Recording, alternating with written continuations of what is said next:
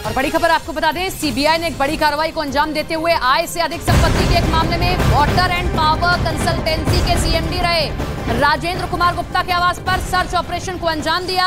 छापेमारी के दौरान जांच एजेंसी के अधिकारियों के आंखें उस वक्त खुली रह गईं जब उन्होंने पूर्व सीएमडी के आवास सहित दूसरे ठिकानों से करीब 20 करोड़ रुपए की नकदी समेत कई महत्वपूर्ण दस्तावेज और सबूतों को जब्त कर लिया।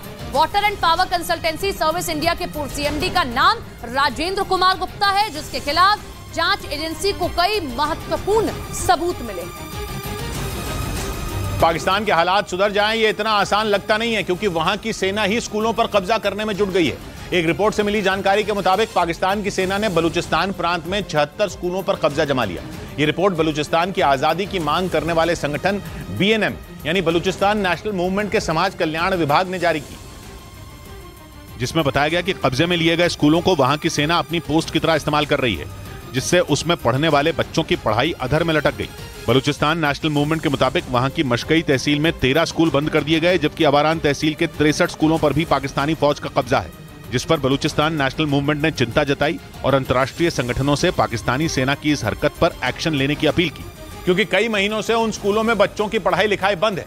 शिक्षकों की जगह वहां हथियारों से लैस पाकिस्तानी सेना के जवान मौजूद हैं और वहां पढ़ाई तो दूर, बच्चों को जाने तक की इजाजत नहीं। यानी बलूचिस्तान प्रांत में पाकिस्तान के अत्याचार का पर्दाफाश एक बार फिर से पूरी दुनिया के सामने हो गया।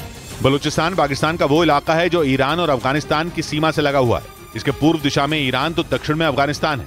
पाकिस्तान बनने के साथ ही स्वतंत्र बलूचिस्तान की मांग होने लगी थी।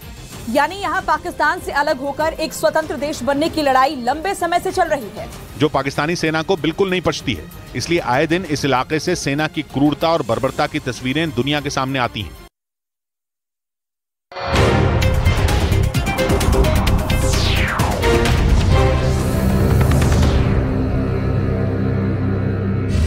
ये नया इंडिया, नए नजरिए का इंडिया, जहां लोगों का नंबर 1 भरोसा बनता है वो जो उनके मुद्दे, उनकी आवाज निडर होकर उठाता है, लोगों की नंबर 1 पसंद बनता है वो जो सिर्फ रफ्तार नहीं जिम्मेदारी पर भी विश्वास रखता है। देश का नंबर 1 न्यूज चैनल बनता है वो जो देश हित और जनहित दोनों को सर्वोपरि समझता है। News 18 India.